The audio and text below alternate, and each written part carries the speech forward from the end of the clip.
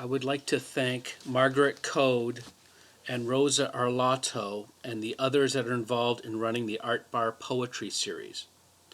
I created this video so it would be broadcast on the Art Bar Facebook page in September 2020 as part of a past Directors' Night.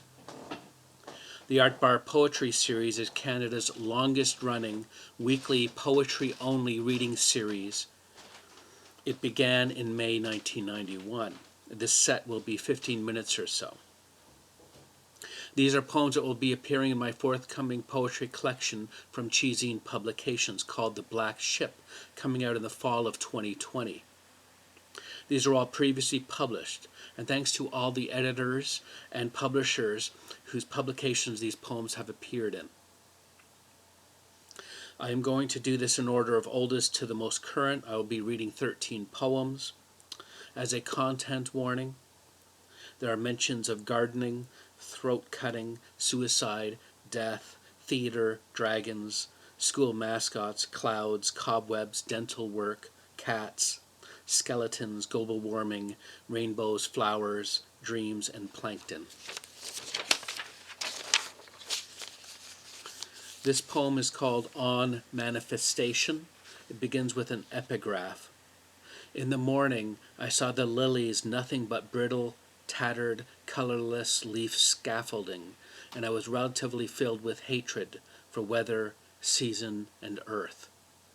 And that's by A.F. Moritz from a poem called Manifestation. Act 1. My host searches for you, Antonin Artaud, in the middle of the night, and I can almost hear the fatigue of your bones, your vertebrae cracking as you strain to listen. I want to know why you brutalize me with your tortured body and soul, the lilies sprouting from your misunderstood genius, petrifying me. Your lifetime spent trying to comprehend the chatter of beggars' teeth didn't make a difference in this culture of fatigue, and failed to eliminate any of the causes of human despair. I tire myself more than necessary as I toil day in and day out, seasons passing like loved ones, and all I have left is to think of you and to take care of my garden, and to dance to the obscene precession of the equinoxes. Act 2. By rooting up my garden, I am hacking at your body, breaking off your fingernails, fingertips pouring blood. I carve up your personal anatomy so I can package it for special occasions, sending parcels of your ears, nose, or neatly detached nostrils through the mail to ex-lovers. My cabbages are the talk of the company, and they live off your rotting flesh, embalming itself beneath the stage.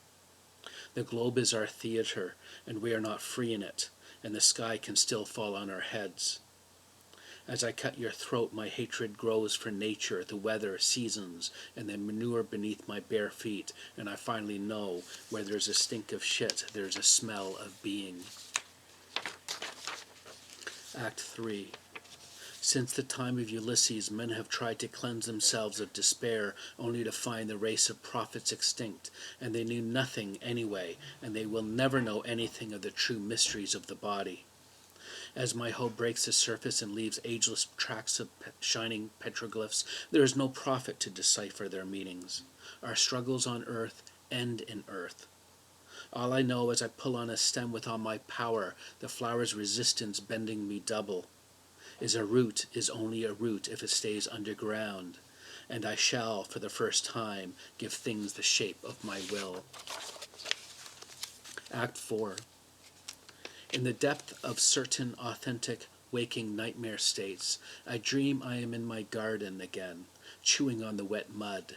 I am a newborn, a child, and I put broken glass, brick fragments, pennies, old marbles, centipedes, and worms in my mouth, and I say, let the dead poets make way for others. As I tend my garden, prop in hand, I feel that I am prevented from uttering certain intolerable truths, but I speak anyway, putting my mouth near the ground where you lie, and I say to you in my actor's voice, as the night turns into day and forgets, I shall not be ignored. I am the sum of all my parts strewn throughout this garden since childhood, and by returning here I can put myself back together by violently reconquering myself, by ending my despair. I put my ear to the ground and I hear your skeleton hands clapping, demanding a curtain call, venerating me, feeding me, and pulling me down by formidable suction. And this, my final act, will be to reintroduce my design in nature, and in the morning I will find a resting place next to you in the lilies of the valley, and my hatred for weather, season, and earth will diffuse as I anticipate the unpredictable approaches of God. This next poem is called Leeches. The place cleans itself and the cars drive themselves, but we are still the same, driven by biological imperatives which first drew us together like the moon and earth. We talk of the current precipitate, whether it has changed in the last hour. The radio is of alien design. The forecast is different on every station and wrong every time. I have turned on ancient machines not of my making, asked sentient appliances to plug themselves in. You made me ponder a rock skipping across water, imagine living in a simpler time and dream of a world enslaved by bionic leeches, bioengineered and quarrelsome. Love is a gravity pulling us whole and tearing us. And I want to feel like I have time traveled back to our first date, and I am waiting for you to appear, my stomach full of larval butterflies. This next poem is called Upon Finding a Letter Lost in Antiquity. Tonight, in short sleeves, you find a note on the ground, written in a language dense as human bone, a love letter if you could read it. Instead of walking the letter home, kissing it goodnight, you walk on as so many others have. The storm front dissipates. Somewhere in another time zone, a copper penny is placed on a railroad track. This next poem is called White Teeth. The crone lives in a house surrounded by white teeth, and she keeps saying, the signs are all around us, the signs are all around us. The sound on the roof could be rain. A dragonfly nearing a gas station where the attendant smokes while pumping gas is an omen, an assurance that dragons will return, their scales a rattling subway train, their wings a flapping carnival tent. They will strike as lightning once did at the earth's mantle, breaking it to reveal a molten core, waking bears from hibernation. Signs are all around us. No one will be able to sleep, but we'll survive, she tells us. The skulls of newborns will still fuse. People will find themselves on volcanic land masses, surrounded by unopened boxes, and the rain's hard knuckles will beat us down. This next poem is called Rotted Stumps. Part 1. There she was, the girl I loved, cross-legged, sitting numb in school, tears for the school mascot arriving in pig heaven. Part 2. Rick the naturalist, shrewd Rick. What does it really matter? You love a flower picker, an eater of nature. Part 3. Duncan smiled as he dragged tables. His uneven teeth talked of one that got away. A rehearsed line broken in a stream. Part 4. I laughed when the pint-sized pirates found nettles in weed-grown fences, the rotted stumps that house childhood. This next poem is called Home. The trick, he said, is to turn it inside out first. And how many things start with turning? The mill wheels, paddles, counting out the seconds. Its toothed gearing, the undershot, new dancers rejoicing in another solstice, the leaves in the wind, the hero returning home. He was good at doing uncomplicated knots, and the natives said, "Do not leave us behind," and the strangers said, "This was never your home." The thoughts in your head, remembering the village at the base of the mountain you called your adolescence, and always his smell, the touch of his fingers, his muscled legs, eyes that received you in from the rain. Start at the end, he said, work your way backwards, the hero in the wind, the leaves racing home. This next poem is called Do Not Engage the Sky, Just Observe and Report.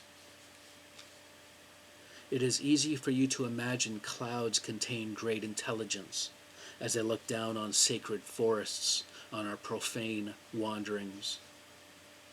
Clouds have no definition for solid, no inclination to imagine their own deaths.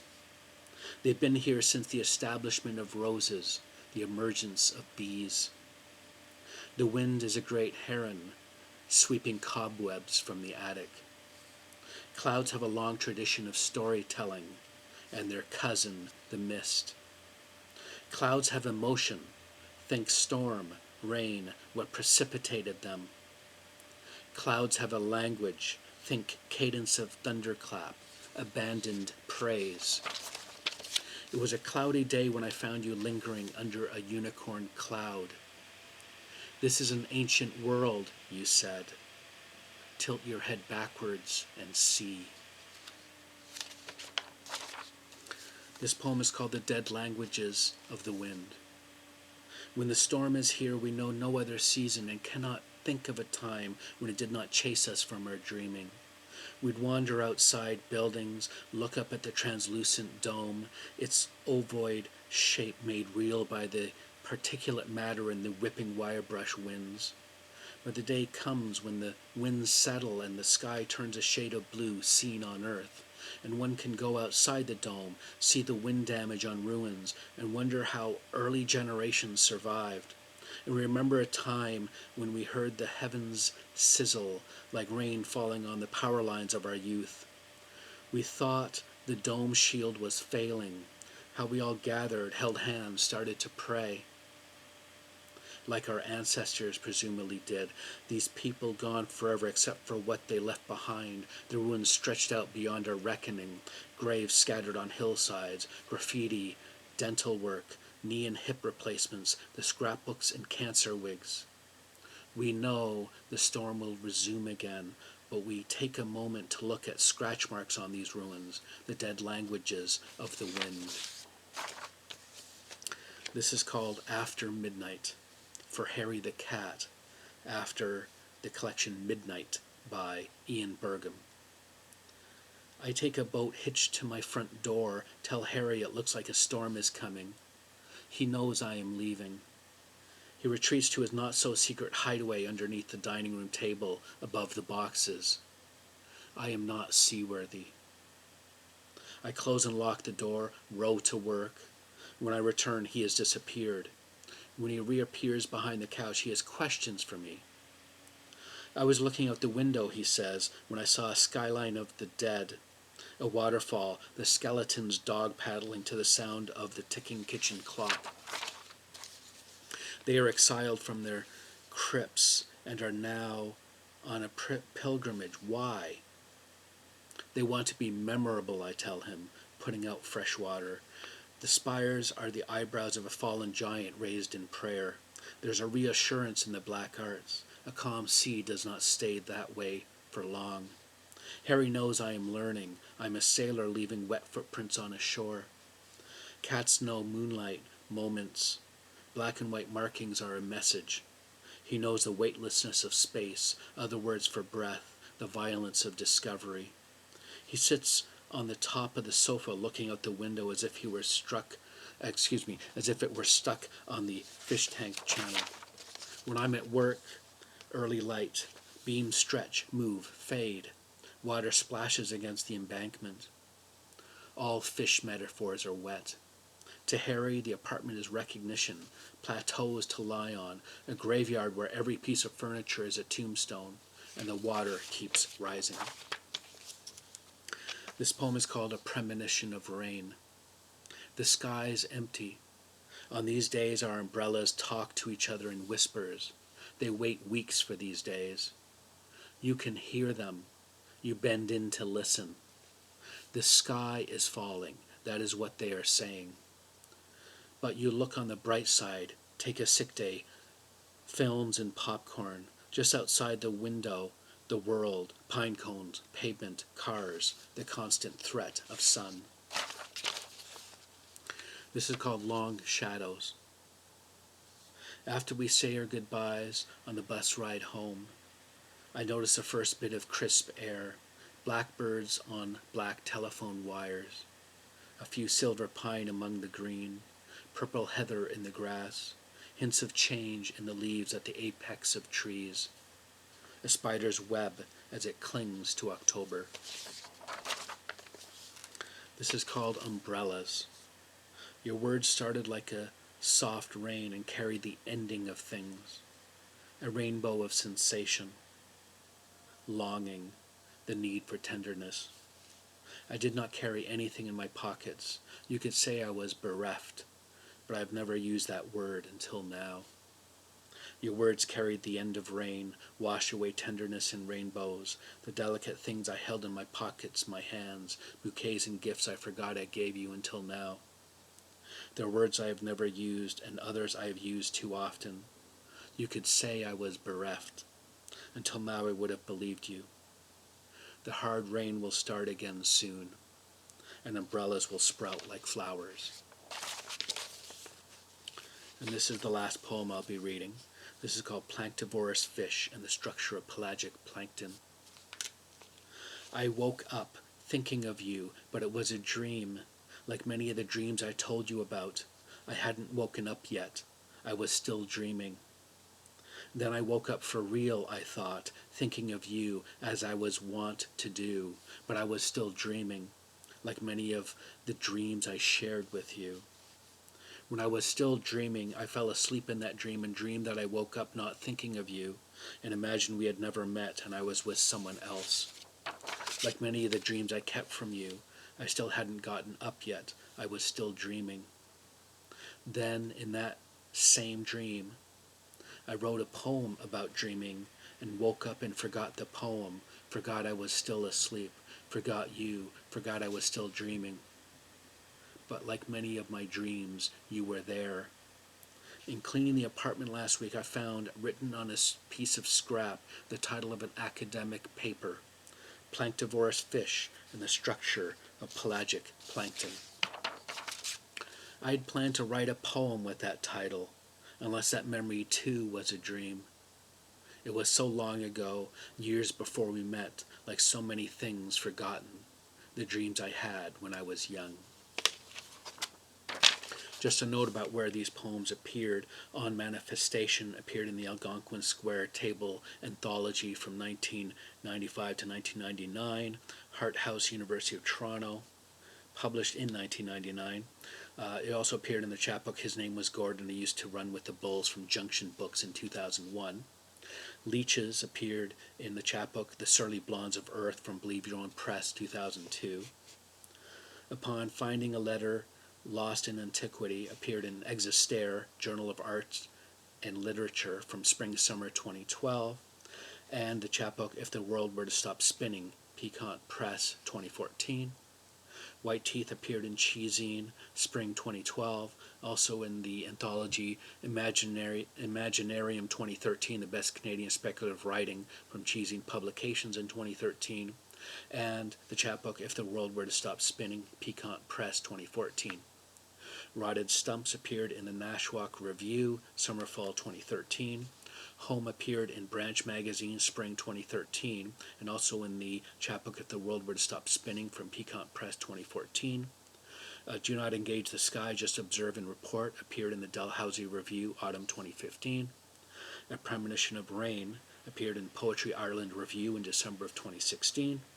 The Dead Languages of the Wind appeared, and also After Midnight, both appeared in Tesseracts 20, Compostela, which is from Edge Science Fiction and Fantasy Publishing 2017.